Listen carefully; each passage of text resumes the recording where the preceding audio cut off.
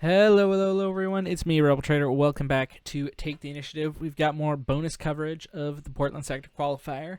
These are matches that were at the stream table, but were not streamed in their entirety and are now being put on YouTube here. So this is round 11. We've got Daniel Pimentel on the left and Dylan Sumner on the right. Dylan is currently 10-0, and Daniel is 9-1. So this, I believe, was table 1. And they're about to get started here. Daniel's going to kick us off. They're going to be keeping track of health at the top of the board, it looks like, on that little dial thing. So it looks like they both open with a Secretive Sage here. And they're both just sort of moving their leaders over to one side of the board because they know there's not going to be much happening in space. So yep, 2 to base there from Daniel. And you can sort of see they marked it up on the dial.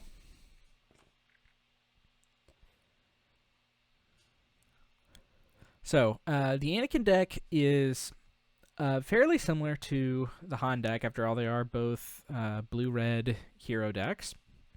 But the Anakin deck has, at least in theory, a bit of an edge into the mirror. Because Anakin can just be massive. But both these decks are trying to grind.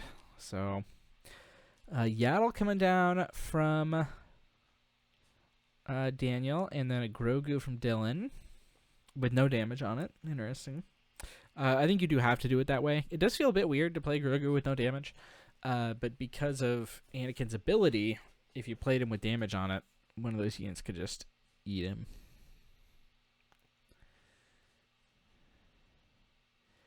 And alright, so we are going to see the first use of the Anakin ability here. Or did he use it last turn? He might have actually used it last turn. Or no, he didn't. Because the damage check was from the Sage. So he's going to use it. Just push 4 into the Grogu. Grogu responds by using his ability to hit the shield on Daniel's Secretive Sage. And then a turret coming down for Daniel, which is going to block the Sage on Dylan's side of the board from killing Daniel's Sage.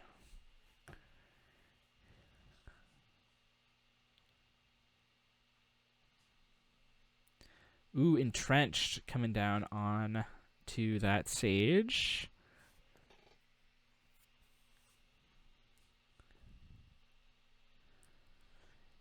Daniel does have the Force though, so it doesn't quite kill the turret. Looks like the Sage is going to hit into the Grogu here. And the Sage is going to hit into the turret. Force used. But Daniel's going to end up with initiative here. So I was going to say Grogu could theoretically be used to kill the turret, but without initiative, Dylan's not going to get a chance to do that. But it looks like the Sage can just run over the turret, even with the Force. This turn. Set Entrenched is going to end up getting a lot of value here for Dylan. Entrenched is just such an interesting card. It can do so many different things. It's kind of underrated.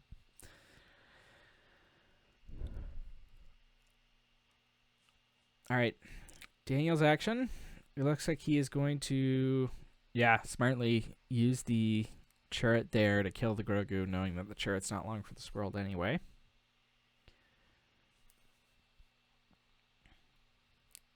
So now it's Dylan's flip turn here. He's probably hoping that he can get some real leverage out of flipping a turn earlier than Daniel does, which is one of the big advantages that Han is going to have in this matchup. But Anakin's flip might just end up being a bit more impactful.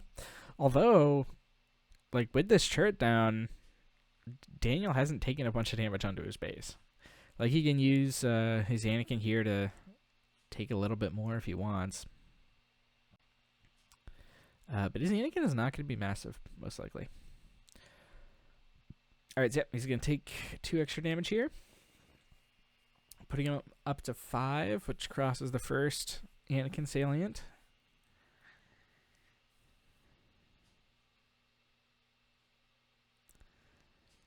Dylan's looking at his cards. Looks like he's just going to trade his leader for the turret there. And then he still has that 5/5 Sage, which can run over the Yaddle.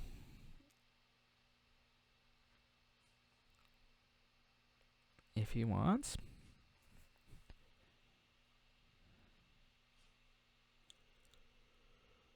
Both these players still have all 5 resources available to them. No Han ability is going to be able to be used this turn for Dylan. Which, unless he has a mace, doesn't really matter all that much.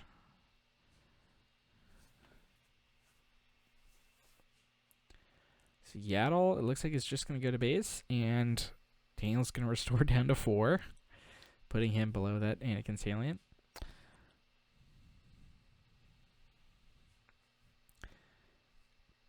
Matchups like these, the Anakin can be sometimes tricky to manage because you oftentimes, healing is good. Like, you don't want to take too much damage. But you also have to make sure you get leverage out of the Anakin flip. So if you can make sure that you're getting some out of it as a 4/7, you're fine just healing as much as you can. Looks like he's going to play a Kiadi here. First the match. Going to pick up 2 cards.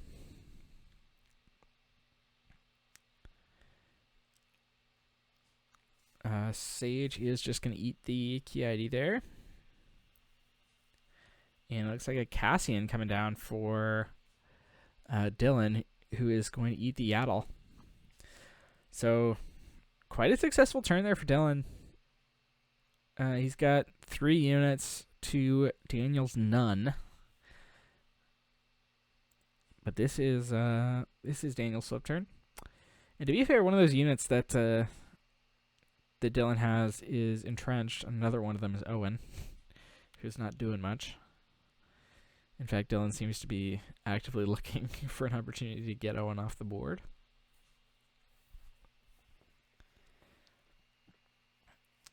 So this turn could swing back the pendulum in favor of Daniel if he can leverage the Anakin flip. Looks like spending 6. Is it a... Yeah, it's an Anakin unit, and that's going to take the Sage off the board. And then a Luke comes down who's going to put -6 onto that Anakin.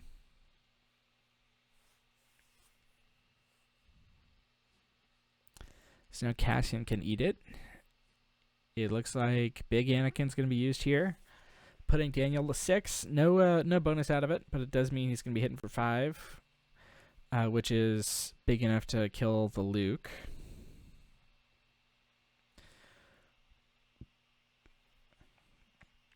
Dylan does kill his Owen here, putting him back down to 0 damage on base. And we'll see what Owen is going to be able to pick up.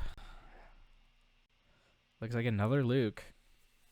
They just keep coming. That's another advantage that Han has in this sort of mirror match, is that he can get the Luke train going further. But this Anakin is massive, and it's a major advantage for Daniel.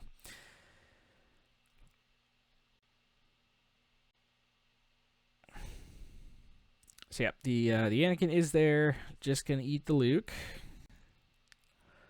We know there's another one in hand, so Dylan can, if he wants to, he can just play it, kill the Anakin. If he wants to save it, he could crash his Cassian here. Looks like, yeah, he's going to do that, crash the Cassian. Try to use the Luke on something a bit bigger. Alright, looks like just a offensive Luke played here for Daniel, targeting nothing.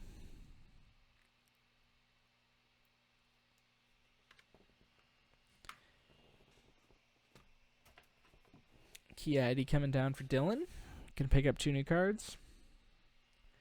Looks like was that with the damage or? Oh no, he's playing the itinerant with the damage here with Han. Gets the shield on at the end.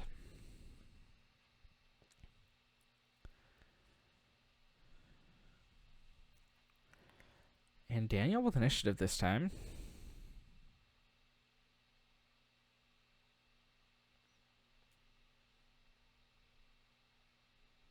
Thinking about whether or not he wants to resource to 8. Like, at this point in the game, it starts to become like a attrition battle of cards. And every card that you put into the resource row is a -1, which hurts. But also, you have to go up to a certain amount of resources to keep being able to bring force to bear. It looks like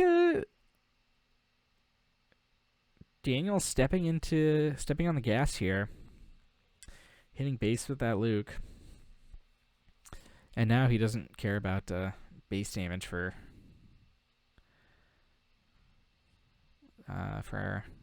Anakin's sake anymore. So Crate Dragon coming down for 8. Ooh, gonna be met with a Force Lightning. That's perfect.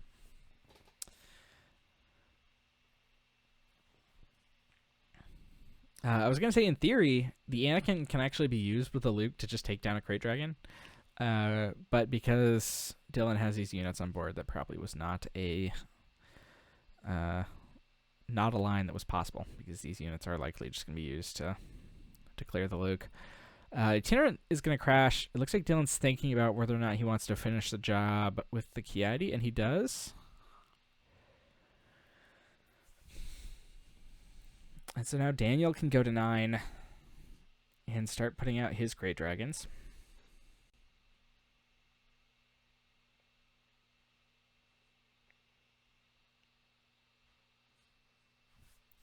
If he wants. A lot of the Han decks are running Power of the Dark Side these days, so that is tough. It looks like, yep, 2 of them are in there for Dylan. 7 for a Luke. I think that's just the second one. So that does kill the Itinerant immediately.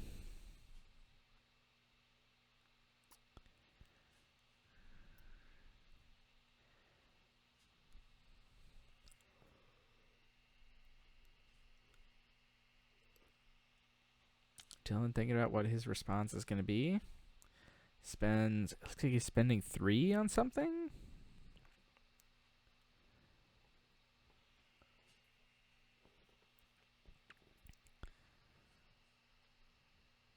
Looks like it's just a Kiadi with the Han ability. Gonna try and find some more cards.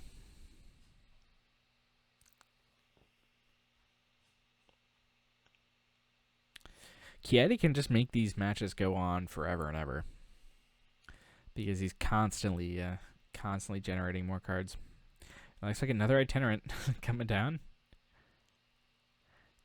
And then, is that an Owen? Yep.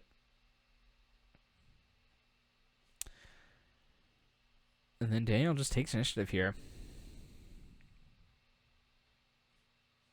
He's thinking about resourcing up to 10. And yeah, he does go up to 10.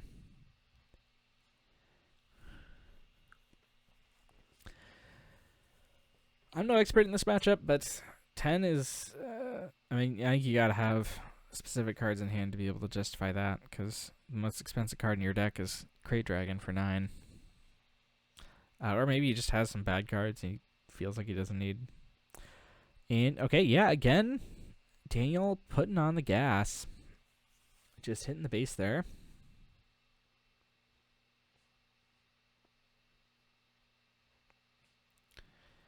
Itinerant, again, going to crash.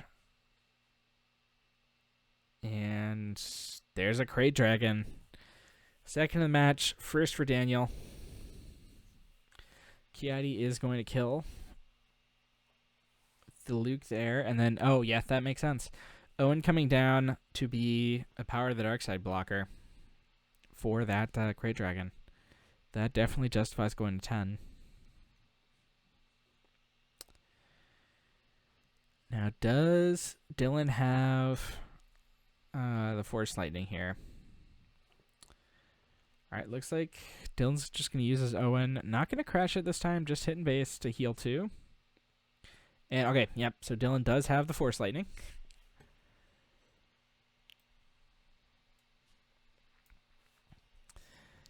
And we've seen 2 Crate Dragons up, 2 Force Lightning down. Daniel with a damage lead. Dylan with slight board state advantage here, having an Itinerant and an Owen compared to just an Owen. And his Han is now migrated fully to the bottom side of that mat. Just not even considering space. Daniel's is at least leaving a bit of space. Kiadi comes down for Daniel. I think he was down a Kiadi at that point, so hopefully he's gonna match some cards there. Owen goes into the base.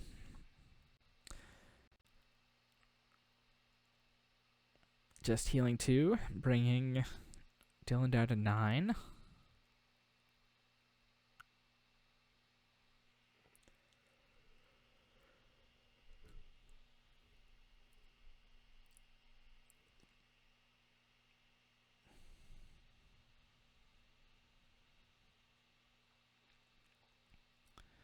Three resources for Marin from Daniel. This is sort of the hot tech of the weekend in these matches, or these types of decks. Marin being brought in. I know my teammate Alex Krez brought it to the top 8 with Han Blue. So the Owen is going to die here, pick up an Anakin for Daniel.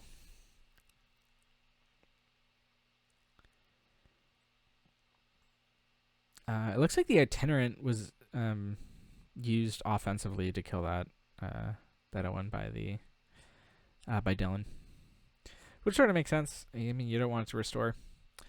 Anakin coming down here for Dylan, going to kill the Marin. Interesting that he went for Marin there and not the Itinerant through the shield.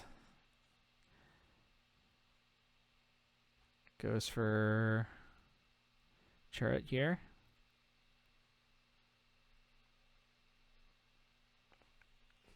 I think that might be the first Chariot from Dylan.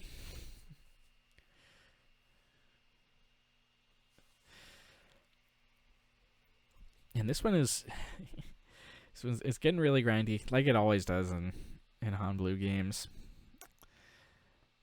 Both players just constantly able to refill their hands with KID, and then just constantly playing stuff down that kills other stuff. And also healing a bunch, so any damage that gets done by accident never sticks. Alright, Dylan is just going to trade 1 for 1 here. Evidently he thinks he can win if this thing goes long. He might be right. He might just have more threats. It's hard to tell.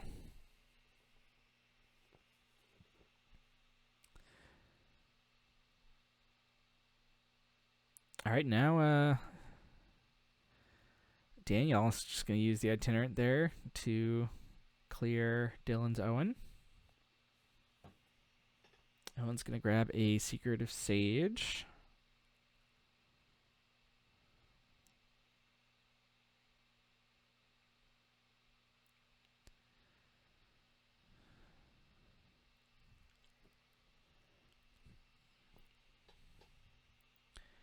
All right, Luke comes down. Is that that might be the third Luke for Dylan? I haven't been keeping track. I know he's played at least 1 earlier. I think he played 2. But that is going to kill the Itinerant. I think Daniel's got 1 more Luke left also.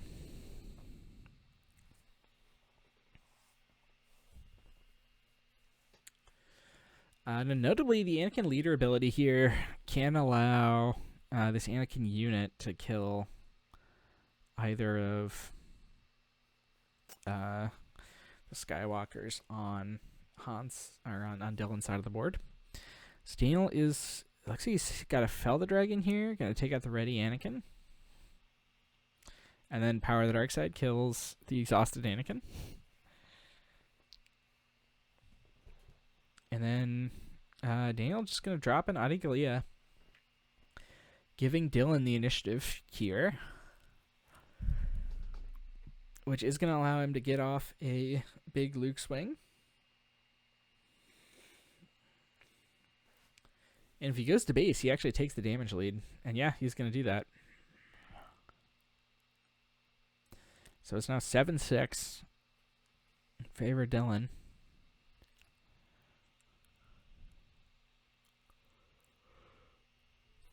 Interestingly, both these players are only running 2 copies of Crate Dragon in the main. If you want to take a look at the list yourself, I linked them in the description. Looks like, okay, so while I was looking at the list, did Daniel might have passed, or he might still just be thinking about his actions.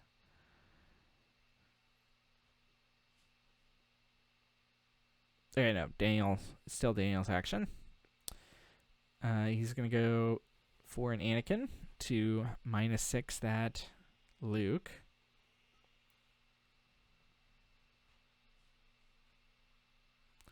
And an Anakin comes down from Dylan, which is going to kill that Adi, which is going to make it hard to finish this Luke off this turn. Okay, a Luke comes down from Daniel, killing Dylan's Luke.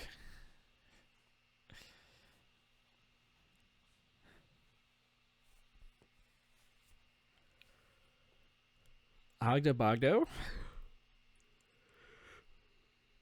with the damage on it. Daniel's going to reclaim the initiative here. And then I think that's the final key ID from Dylan. Picking up 2 more cards to refill the hand there. I think I saw the second Crate Dragon. And the hand, and it looks like, I think, the 3rd Anakin picked up also. They are using that nice Anakin art, which I like.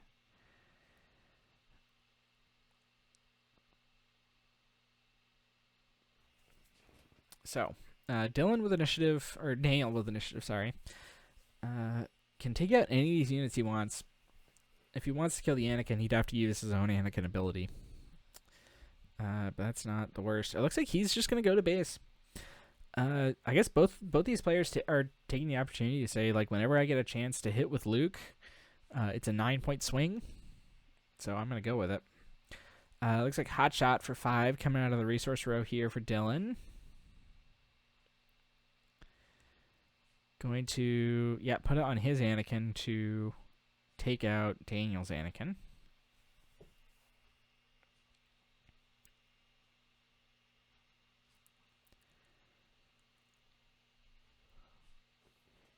It looks like these players both have kept resourcing long into this game.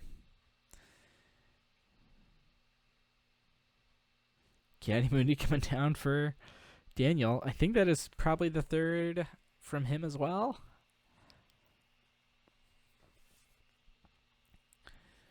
So these players are pretty much playing with what they got card-wise. They're not going to be drawing a ton more. Ogdo Bogdo going to trade with the key ID there. And then Crate Dragon from Daniel. So I guess he's at 13 resources.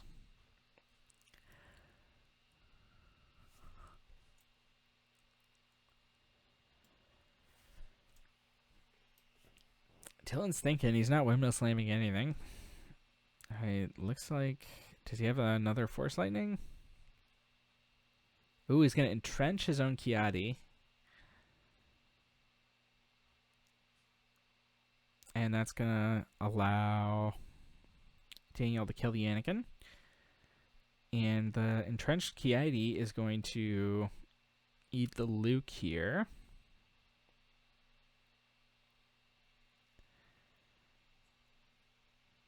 And then, fell the dragon on the back end to clear the crate. Who was going to respond by killing the Kiadi. So quite a bit of value earned there by that second crate from Daniel. Oh, and yeah, Dylan's making sure he gets the force there from that Kiadi attack. And Dylan's also just going to drop a Grogu at the end of all that. 2 resources for... Ooh, something in space finally. It's a Jedi Starfighter? Yeah, that's a spicy main deck inclusion.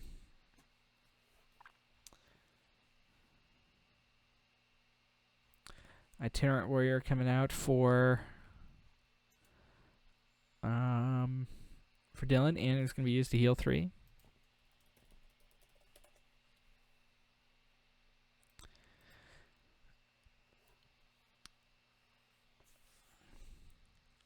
See, it's sort of a giveaway that Daniel had some space units because he wasn't moving his Anakin quite as far over as Dylan's.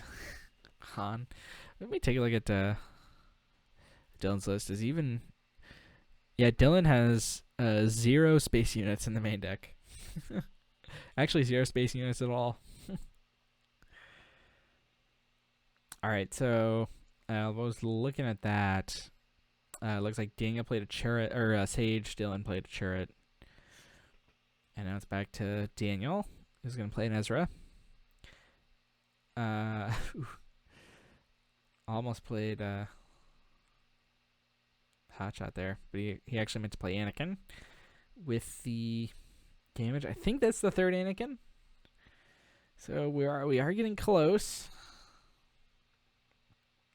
So Anakin is going to kill the Sage, -3 Ezra, which is going to set up Grogu to be able to kill the Ezra.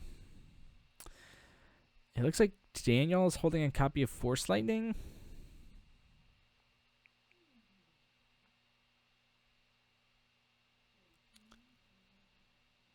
Which can kill the Grogu here if he wants to take that line. It could also kill Anakin or Chirrut.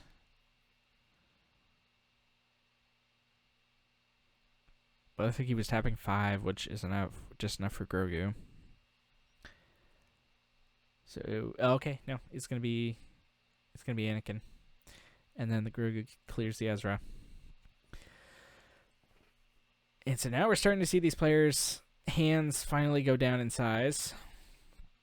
And it looks like Dylan's got a bit of a board advantage here, having 3 units to Daniel's none.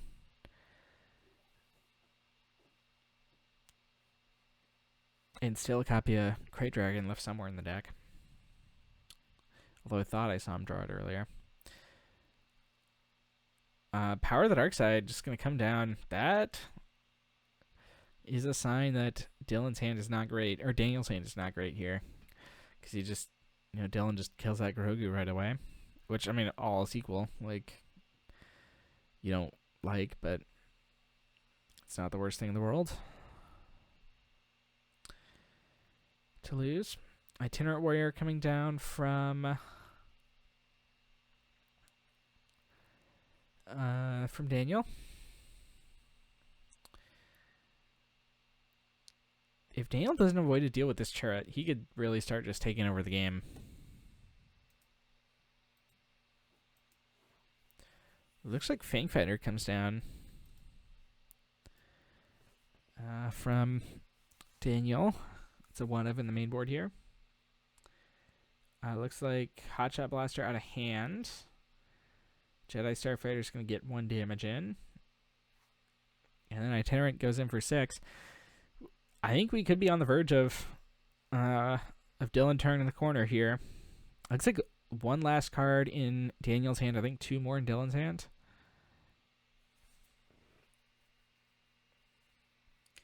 And we're going into a new round.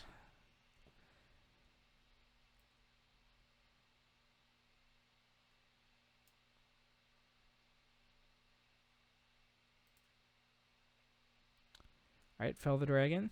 Going to be used to take out the itinerant. Now Daniel's got to be careful here, because he's only on 2 copies of Felder Dragon, and there's still another crate somewhere in Dylan's deck. But he is starting to equalize in terms of board here.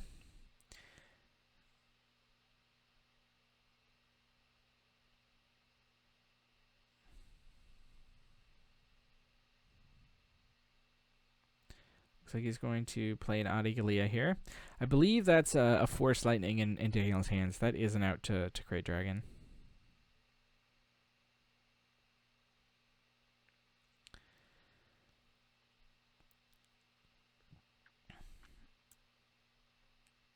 So it looks like 6 damage coming in. Anakin used on the itinerant there. Chart is going to use the Force to block 2 of it, so he gets to stay alive. Dylan dropping a Yaddle here.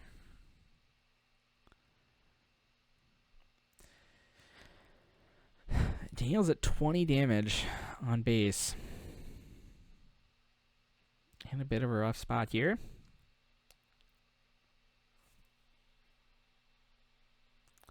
Looking through the discard pile.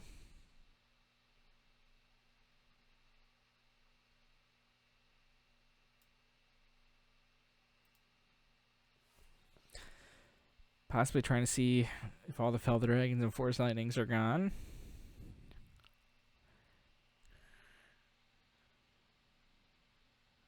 He's looking through his resources now. Does he have a Cassian? Does he have enough resources to play all 3 Cassians at once?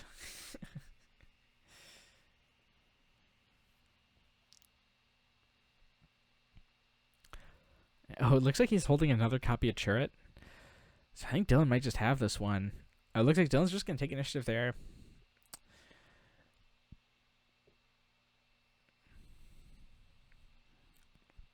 And yep, there's that Crate Dragon in Dylan's hand. If he didn't have it earlier, he has it now for sure.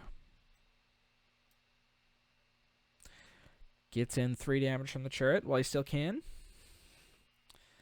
And the Chirrut finally dies to the itinerant there. Yaddle getting in for 2, restoring 1.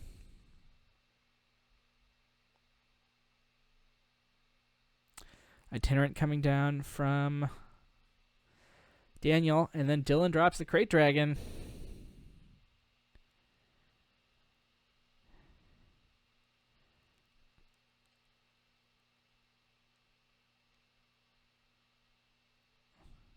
Adigalia gonna swing. Swing 2 into base, it looks like, and then the Force Lightning comes down.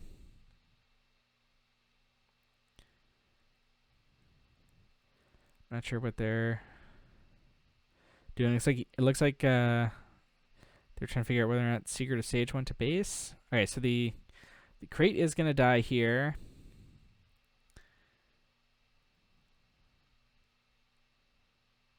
Daniel gets in for 4 from space units. He's at 19, and Dylan's got initiative here. Does he have a way? Daniel might have just swung that one around completely in that last round, having the Force Lightning for the crate. He is on 3 copies main deck, and I guess he's definitely he's glad that he was. But yeah, Daniel's presenting lethal here. Goes in for 4. Cassian comes down from Dylan. That might be now Daniel's got to have the out. Because the Sage is still up, so he can't use his Anakin on the itinerant to kill the Cassian, because then he'll be dead to the Sage. So he's got to have an out, and it looks like he doesn't. So it looks like, unless I got it wrong, Dylan took game 1. Now I'm going to pass it off to Jordan and Jeff, who are going to get the rest of this match live as it happened. So now we're going to Dylan Sumner versus Daniel Pimentel. Maybe saying that name wrong. Sorry if I am. I don't see a vowel after L, which is, hard to pronounce.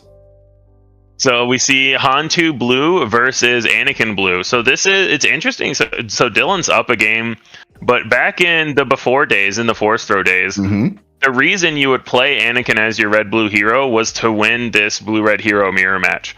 So I'm curious how much that has changed now that we're back to Han2 Blue being more, it's still Force units, but it's more of a good stuff deck than it is I'm going to kill you with Force Throw. I'm going to Force Throw myself to get a Crate Dragon and recoup the card at disadvantage. Like, I do feel like the deck has changed a decent bit. We're back to just the good stuff days. So I'm curious how Anakin is kind of adapting to that change. Yeah, and Dylan on an absolute tear this tournament, right? Like, he hasn't lost a game yet, right? And he did get game one. It does look like that. Who started with initiative here, though? That's interesting. If he didn't get game one, maybe it's the overlay being incorrect. Han got game one, right? So Dylan's yet to drop a single game this weekend, which is incredibly impressive. Yeah.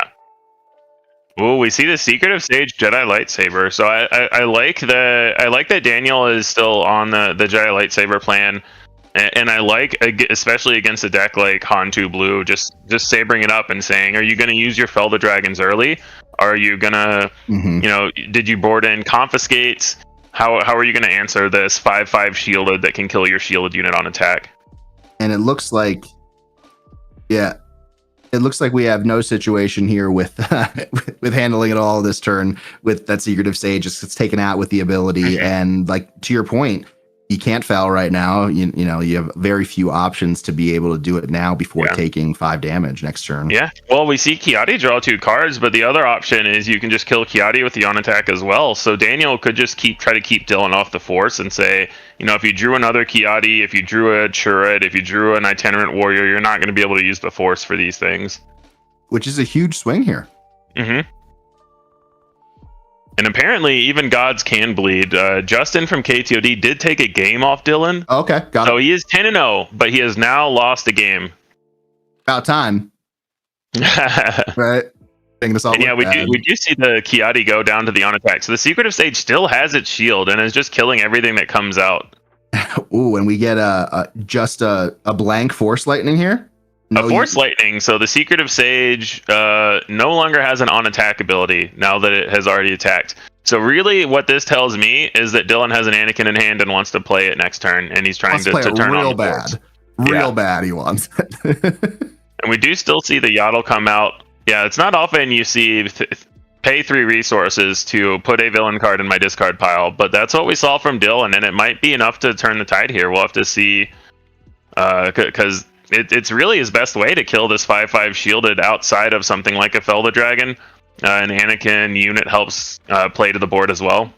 Well, he's definitely behind here, right? So you have to be a little aggressive. You have to find a way to get it back. And sometimes when you're behind, being overly aggressive is your only way, even though it's a high risk, high reward strategy.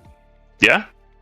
And interestingly here, I'm curious if we start seeing Daniel just deal damage to his own base with Anakin, because right now his Anakin doesn't have any pump, and you really want to flip it with at least 5 power.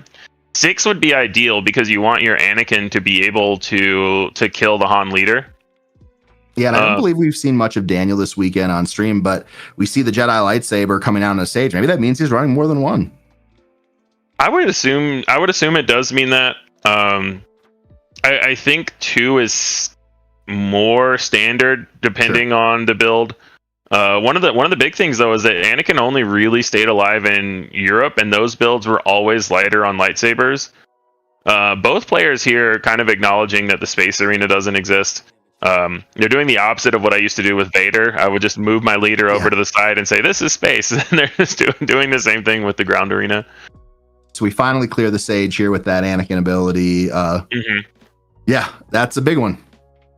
But we do have Churret and I believe that's Adigalia. I think that's Kiadi. It's Kiadi? Okay, Kiadi in the way. And we do have the Force for Anakin, so the Churret is not going to die in one attack. We're going to need something else. And we do see Han get on the Force as well. Yeah, and I believe we saw Han not flip. Am I crazy, or has Han not flipped yet? He has not flipped yet. Okay. So it must be my assumption there is that Dylan needs to use his Han ability every turn and doesn't want Daniel to be able to one shot his Han and have a turn where Dylan has to take off the Han activation. Yeah, and I think, again, if you just like play this game out with that sort of Secretive Sage early advantage, you go with your standard lines, that's almost always going to be advantage Anakin. So I think you have to get a little unconventional as you're working your way back into this game. Yeah. And we see here still just controlling the board. Anakin ability did get used, so up to 4 damage on base now, but still 1 off of getting any bonus on his leader. Yeah. And I'm wondering if we'll see Anakin delay the flip or just put it out there. I will say that the Anakin flip is much more important to the game plan than the Han flip is. Oh, we see Anakin play himself and take out himself. And then a turret. So now there's another Sentinel here. So now the Anakin flip doesn't really do anything. Yeah, no Anakin flip there either. Which is not very surprising because he wants to... If he uses the Anakin ability, he can use his Anakin unit to clear this turret, even if the Force gets used. So heads up play there by Daniel saying, "No, I actually need this Anakin ability," and flipping him doesn't do anything at 4 attack. Yeah, and like you mentioned, we do see that Anakin activation starting as we get up to 8 damage there on that last attack. I think he's probably I thought he was at 4. We might have missed a Secretive Sage attack. No, I'm not sure. Maybe he just missed adding up on the puck at one point because he added 4 damage to his base, but we're going to assume the pucks are right for now. But either way, the Anakin is now +1 attack. Oh, another Anakin. So now Anakin, I believe that the Anakin on Daniel's side has 3 damage on it, so it is currently a 2-1 with one health remaining. So now I think he's trying to set up the Secretive Sage taking it out. So now it's on Daniel to try to see if he has another turret or any kind of a village protectors or a sentinel that he can throw on the way here, or even a lightsaber to play.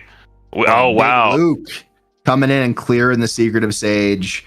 Yeah, that's huge there because normally you could see, if I shrink the Anakin, then I flip my leader and can kill his Anakin unit. But no, he's saying I'm gonna keep my Anakin alive with that and just hit your base and start pumping in the damage. Yeah. And still, we haven't seen the Han flip yet, and I don't think it's a good time to flip into that board. So probably won't see it this turn unless we see a big clearing here. Anakin is not at his fullest potential, obviously only with 8 damage, close enough to that 10 threshold. But when you have Luke unit and Anakin unit out, might as well call it a party. Yeah. Yeah, and so now, Han has a lot of big units. We know they're known for their Crate Dragons and things like that, but Crate Dragon is notably not a catch-up card. So the question is, what can Dylan do here to get this board back a little bit? Well, I think it starts by trading there a little bit, right? Obviously, you don't love killing a 1 health unit with your 5 attack, but that's really your only option here.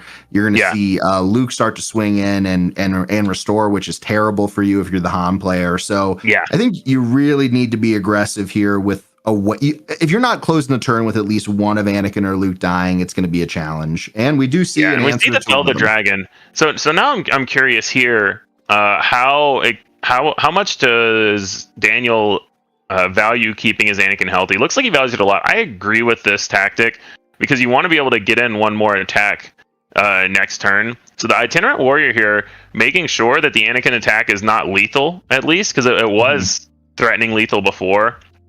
So now Daniel, but still has all his resources up, so can play any big unit here, and he does. Another Luke here, going for killing the shielded unit, so that when Dylan's going to have to trade in here theoretically, and so now it's going to actually kill the Anakin and not kill either the Luke or the Anakin on Daniel's side. But you know what we've seen, though? We've seen Dylan running the smuggled hot shot here. So if he has that in the row, it can clear 1. It's not really a very winning play, but it does stop him from losing. Well, it's an interesting thought, too. If Daniel had kept the Itinerant Warrior alive, since it was shielded, it doesn't die on attack. So you would have the Hotshot Blaster that we're seeing here not killing either of Daniel's units, and we would also see Daniel's attack not turning on Dylan's Luke. So it actually is interesting that maybe it would have worked out better to kill to keep the shielded unit alive, which is kind of counterintuitive. We see a crate here, so probably none of this matters. But yeah, none of it matters. But we did see still interesting to talk about. He was thinking about it. He was thinking. Yeah. And Dylan's been slamming crates on people all weekend long, so you know he's no stranger to the tactic. And we'll see if he has an answer here, or if it's just time to go to game 3. Well, he has to have an answer for 2 or less resources, because he can't fell the dragon this crate, or he'll die on the back end. I guess Force Lightning. Force Lightning with the turret out, he would need to have. We saw him play 1 for no benefit early, so I would imagine it's usually not a one of in these lists. It can be. Sometimes people could be on 3 Powers of the Dark Side, 1 Force Lightning. But I would imagine he hasn't conceded because it's an out, and there it is. We do see another Force Lightning. So, and he's kept low enough damage on Daniel's base that this Anakin attack is not lethal. It has to go through the turret. And notably, turret doesn't have the force, but it doesn't really matter here that much. Well, it will kill the turret without the force, because the Anakin attacks for 5. So looks like Dylan deciding to that will do it.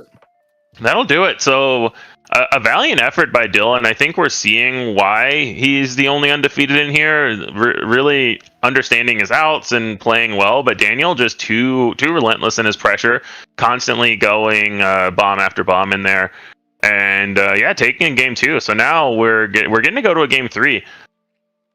Yeah, and notably, I will see Han start with the initiative here, which is typically an advantage, especially when you're going up against Anakin. But when you're talking about these sorts of matchups, you're playing so many similar cards, right? So you're sequencing your value trades, your resourcing really are the differentiator, and controlling those leader flips, right? And what we saw here from Daniel is that he had the timely Lukes coming in, very, very well timed in all situations. And unfortunately, Han just wasn't in a position there, probably for the first time we've seen him on stream, at least this weekend, to not have the ability to think like that, right? Like we were in the survival mode on the Dylan end most of the game, and unfortunately, when you're trying to survive, you can't really sequence the way you want. You can't take things for granted, right? You really need to take every action and be super efficient so you don't die. Absolutely, and I don't know if Dylan is locked for top 8 or not. Because I don't know if any X2s are going to make it in. I have to run the tournament math and see the actual standings and everything. So I'm not 100% sure on that. So it is possible that Dylan could lose the next 2 rounds and still be out of top 8. So it is important for him to win this matchup if he can. If he wins, he's obviously going to be in 11-1, being the only undefeated all the way through. He's going to be in if he wins this. And to be fair, if any X2s make it, it's likely going to be him, right? Because of winning so many games early in the tournament to get that very strong strength of schedule. Yeah, but this is by no means a throwaway round for Dylan. He does need to try to win this. And then for Daniel, obviously he's not 10-0. Dylan is the only undefeated player. I'm not sure if Daniel's 9-0-1 or 9-1, but either way, Daniel very much needs to win this to be in a good spot. Oh, Tata saying X2 is guaranteed in chat. So it sounds that's something that I haven't looked at. So Dylan is locked. So everything that I just said is wrong. Interesting. Welcome to working with me. Well, it is hard to calculate that stuff on the fly, right? Like, especially when you do have so many draws on day 1, I think it really gucks up some of the works. We see no turn 1 from Anakin, but into immediately open fire the Ogdo Bogdo. So still getting what he wants out of that. And then Dylan thinking long and hard about whether to put down this card that he's playing. That's definitely not the stream frozen. That is heavy contemplation about what to play. Pondering his place in this ever expanding universe. Yeah, you like to see the players take their time there. Yeah, and then he immediately throws down the Secret of Sage into the Owen, into the turret. So yeah. And we've switched sides here for this game. We're sliding towards the other direction for the ground, which is yeah, always fun when they just switch it up. But turret on turret action here. I think this favors Anakin generally because he can attack back into the turret a little more profitably. He can just take the 2 damage on base for the force. Yeah, and what we do see here, though, early on in the game is that Dylan was able to get it on the force pretty easily, right? Which is the whole concept of not having initiative versus having initiative, even though that Ogda was dealt with open fire early. Mm-hmm. And yeah, these are the intricate turns, because when you attack with your turret, when you attack into a turret, how you use the force, it's really really kind of intricate gameplay here. Sometimes there's not much you can do about it, but sometimes the sequencing matters a lot.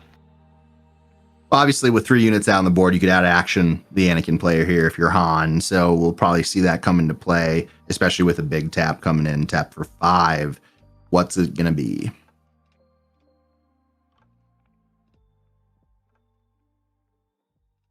Power the dark side for 5. Not what you want to be doing when there's an Owen out there, but again, just like the Force Lightning for 3 that Dylan played last game, to me this just screams I have an Anakin that I'm going to play next turn and want it turned on. Not quite. I think that was the Galactic Anakin that Dylan grabbed there off the Owen. Oh, gotcha. Yeah, it was a little shiny. Hard to tell. Mm-hmm. Yeah, we do see 2 damage on base, basically just replacing the force. So now, what can happen is, assuming Daniel does have an Anakin, he can kill both of the force units or kill the Han leader. So he's got some choices, assuming he has an Anakin. Maybe he doesn't, but if he does have an Anakin on Daniel's side, an Anakin unit, then he can kind of make some interesting choices here. We see a Cassian smuggled, really pushing damage here. So obviously, you really, if you're Dylan, you love the board state you have right now compared to game 1, but you are pushing damage, which makes Anakin bigger, which really wasn't a concern at all in game 2, rather. Yeah, and game 2 we saw Dylan not pushing the damage at all, keeping the Anakin small. So that makes me think that he probably has he has some answer for the Anakin. And actually, I'm curious. I think that Daniel doesn't have a hero card in his discard. So I think the villain card for Power of the Dark Side is his only aspect of either one. So he just gets to kill the turret. He does get to flip the Anakin, and now there's a Luke from the Han side as well. So there's a lot of fireworks going back and forth. But I think this Anakin indeed is not long for this world. Yeah. And last game when we were talking about how Crate really isn't a catch-up card, Crate is a this situation exactly. It is a slam the door shut kind of card for sure. And Dylan is very much where he wants to be. So basically Luke there turning Anakin into a 0/1 so that the Secret of Sage could kill it.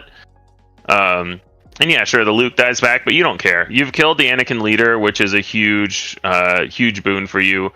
Your Han leader is somehow still alive, which is kind of a nice to have that you never expect, but you're okay with when it happens. So solid flip up here. The difference obviously is that there's 19 damage on Anakin's base versus 1 for Han. See Cassian. I wonder if you just claim here or you push. Oh, he hasn't spent any resources. He hasn't spent any resources. Yeah, so he still has all his stuff to do. Great sequencing. Yeah. That's what happens when you have a really big board like that too, right? Like you could force these actions out early. Mm-hmm. And with this one, so Tada has actually been checking the melee in chat. I haven't been checking the melee standings. So if there's only one other X1, I would imagine this win will lock Dylan not only for, he's already locked for top 8, but this will lock him for the number 1 seed. I would imagine his breakers are going to be better. Yeah. Which means initiative throughout all of top 8. The FFG did change their official rules. It used to be randomly decided initiative, and they wanted some benefit to getting a higher seed. So top seed in every top cut match does get to decide initiative. So not a non-zero effect, especially for these blue hero force decks that want to try to get the force on turn 1 or on turn 2. I mean, yeah. So we see a lot of Anakin v Luke crime happening right now, kind of back to square one where Dylan was with this board advantage, but now 24 on base with lethal being presented. Yeah.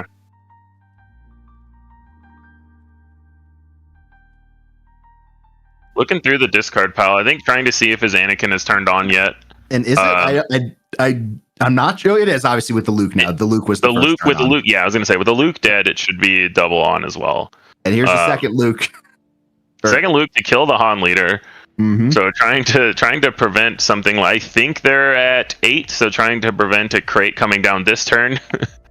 But I don't think he can beat a crate next turn either. He has 1 health left, so also Dylan can decide maybe he just wants to claim and attack in with Cassian. He's trying to think of what and I think he did just claim and they're scooping it up. So it looks like Dylan did take it 2-1. Realizing that there was nothing to interact for 1 resource. So great set here. And we saw Dylan, right? We see in chat people talking about but Dylan's on a tear, right? Like regardless what happens to the rest of the tournament, he has been dominating this weekend, and Daniel had a really nice run here as well.